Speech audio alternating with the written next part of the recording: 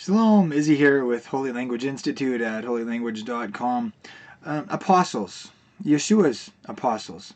Have you ever wondered where that idea came from? Appointing apostles and sending them out to represent you and whatnot. Was that an idea that Jesus made up? Was that a brand new concept? Even the word apostle. Were there other apostles around during that time?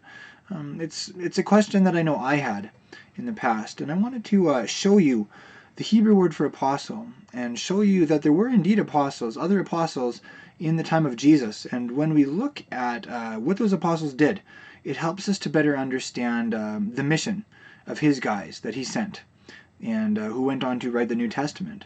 And if you believe that the calling of the apostle is still valid today and that God raises up men and women to be his apostles today, then there may be something there for you there also. So let's have a look at this together. This is an excerpt from the Mishnah. The Mishnah is some of the earliest Jewish writings outside of the Bible. So, the Torah was the civil law of Israel. It was a legal code, amongst other things, and there were lots of instances where it had to be interpreted and it had to be applied. And there was a record of case law that built up, and of course that's very important. That's necessary for the legal system in any country. And so basically, all that stuff was it was memorized and communicated word of mouth for quite a few generations in the Second Temple era, and it was memorized and communicated that way because it didn't want to. The Jewish people didn't want to put it out there as being equal to the written Torah. The oral Torah, so to speak. The oral Torah was secondary to the written Torah. And in fact, the word Mishnah, it does have that sense of being secondary. The Hebrew word for two is shnaim. So you can hear Mishnah, shnaim, they're related words. So anyways, the Mishnah was finally written down in the late 100s, but much of it is earlier than that. Much of it comes from the Second Temple era. In other words, from the time of Jesus and his apostles.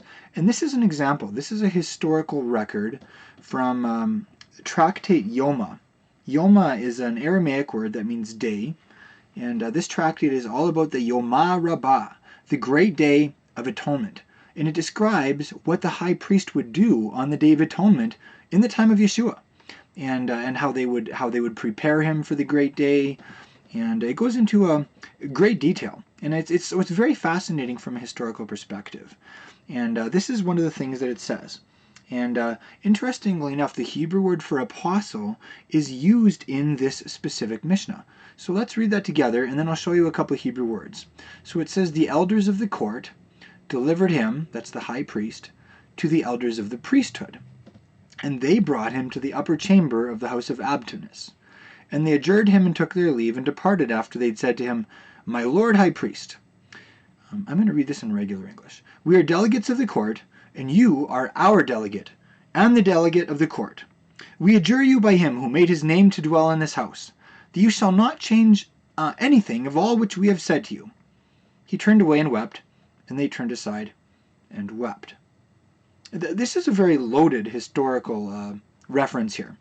You may even be wondering, okay, so I understand what was going on, and then everyone started crying. Why is everybody crying? What happened? I actually go into that in greater detail in my full version of this lesson, but they were Pharisees and he was a Sadducee.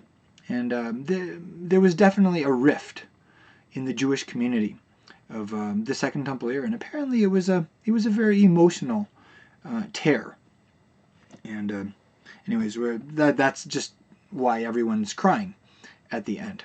But there are several other things in here that are really neat from a Hebrew language perspective. We're not going to go into all of these. But what I do want to show you specifically is this little part where they say, we're delegates of the court, and you are our delegate and the delegate of the court. That's the phrase I really want to key in on with you. So here's the Hebrew. They say, Ishi, literally, my Ish, my man. Here it's translated, my Lord. Kohen Gadol, high priest. And Kohen here is priest. The word for priesthood is used a little bit earlier here. Kuna. If you've ever heard that phrase, the big kahuna, it's interesting that the Hebrew word for priesthood is kahuna. Anyway, so Kohen Gadol, my man, high priest. Anu, we are shluchei.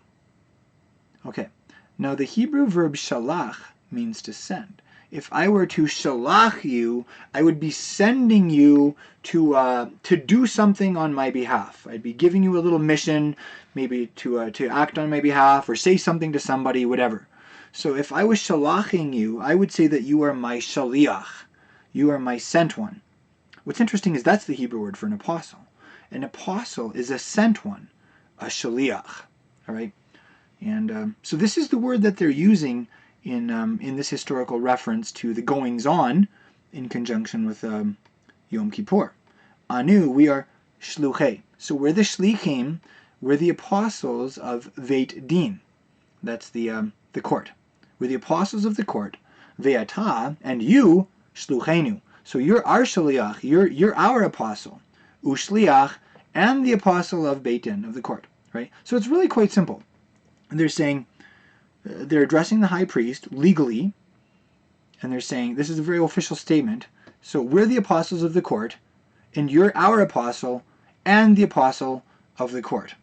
So let's talk about that together. What does that tell you about Yeshua's apostles? Let's just explore that together a little bit. So, did you notice how it's translated? The word used there to translate shaliach is delegate. And shaliach is a big word in Hebrew. And it can mean your legal representative, your political delegate. It can mean your agent. You know, if you legally authorize someone to act on your behalf, they are your agent. And so hopefully this is already helping you to understand what Yeshua called his apostles too. And you know what they were all about. So Yeshua's apostles, they were his delegates to the world. And Simon Peter, for instance, was more a delegate to the Jewish world. And then Shaul, Saul of Tarsus, he turned out to be more of a delegate to the non-Jewish world from our King Messiah. Maybe that helps you to understand them a little bit better. So when they wrote those letters, they were writing as legal representatives of the one who sent them. When the apostles would do stuff, they were acting as his legal agents. So the term, the Hebrew word for apostle, shaliach, it's a legal term, and it describes a legal relationship. So maybe that helps you to better understand Yeshua's apostles and what they were all about. Now, let's talk about apostles today. Are there apostles today? There is some debate about this, and there is definitely different opinions in the believing community. Some people would say no. The only apostles were the ones that Yeshua, the original 12, and then also Paul. Paul kind of got squeaked in there, maybe because Judas, squeaked out. And then, they did appoint that other guy, but maybe that wasn't like the best appointment, and so Paul got squeaked in there, and Paul was kind of like the 12th. There is that idea. The problem with that idea is that there are other apostles mentioned in the New Testament. I would encourage you to use a Bible software like eSword and just search the word apostle and apostles as it's used in the New Testament, and you'll see that there are a couple of people who are mentioned as apostles who weren't actually amongst the original 12. So obviously they were more than just the 12 apostles. Now, some people would say, well, that was just for that was just until the New Testament was written. Basically, the only reason that we needed apostles so that we had some guys that we knew were trustworthy so they could write the New Testament. And then after they wrote the New Testament, we didn't really need them anymore, and we sure don't need apostles today. My question would be, if that was the case, why did God appoint other apostles who didn't write anything in the New Testament? If the only people... the only reason to have apostles was so that we could have some, validated authors in the New Testament, then why were there other apostles? So, there's a difference of opinions. My personal belief is that God does continue to call men and women today to be his apostles. What was the original apostolic call? Yeshua invited his disciples to come, and it says in Mark chapter 3, to be with him. He called them to be with him, so that he could send them out to speak on his behalf and to act on his behalf, to preach and to cast out the demons. And so what is the apostolic call? The apostolic call, at its very heart, is an invitation from Yeshua to come and spend time with him, to be with him, to walk closely with him, to go through every day with him. And you'll find as you do that, that you become more like him. And you are filled with his Spirit. And you may reach that point where he is able to send you out in the power of his Spirit, and he is able to give you a greater degree of spiritual authority to speak on his behalf and to act on his behalf, helping set people free from oppressive spirits, bringing healing to their lives, instructing them in the ways of God, and helping them to understand him better. Is that stuff for today? What part of that is not for today? Like spending time with Yeshua, becoming more like him, is for today. Him sending his people to speak and act on his behalf. That is for today. That's what apostles are all about. I want to show you something else here. Did you notice that there's like an order of commission, or a chain of command, so to speak? Basically what they're saying is, okay, so there are the elders of the court, and then there's the high priest. Okay. And sorry, there's the... Okay, let's look at this together here just to make sure this is clear. Okay, so there's the elders of the court, there are the elders of the priesthood, and then there's the high priest. Right. So, what are they saying? They're saying, the court sent us, and we are sending you. Therefore, you are sent from the court. That's what they're saying. Can you think of anything similar, a similar dynamic, in the words of the Master? Remember at the end of the Gospel of John, he spoke to his apostles after he came back from the dead, and he said, I'm sending you. And as the Father has sent me, I am sending you. In other words, the Father sent me, and I'm sending you, therefore you are sent from the Father. It's the exact same concept as what we see here in this Mishnah. There's this legal chain of command. And basically, if I were to send you and you were to send someone else on my behalf, then that person was actually sent from me. And that's very powerful because Yeshua sent that original community of his disciples into the world to speak on his behalf and to act on his behalf. And that never stopped. We, as a community of his disciples today, we are called by his name. And for better or worse, we represent him in this world, and sometimes we drag his name through the mud, and we make him look so bad. And historically, we have, as the church, if I could say, we have utterly failed to represent Yeshua. For instance, to the Jewish people. There's some very dark chapters in church history of anti-Semitism, and there definitely is that side of things. But at our best, we are called by his name. We have been sent from Yeshua. And he has given us the power of his Spirit to speak on his behalf and to act on his behalf in this world. He is the head, and we are his body, his physical body in this physical world. And just as he has sent us, we've been sent from Abba. We've been sent from the Father. It's a very powerful thing. Paul talked a fair bit about spiritual giftings and endowments in his first letter to the community of Yeshua's disciples in the city of Corinth. And the Corinthian city was a mess. And sure enough, the Yeshua community in the city of Corinth was a mess too.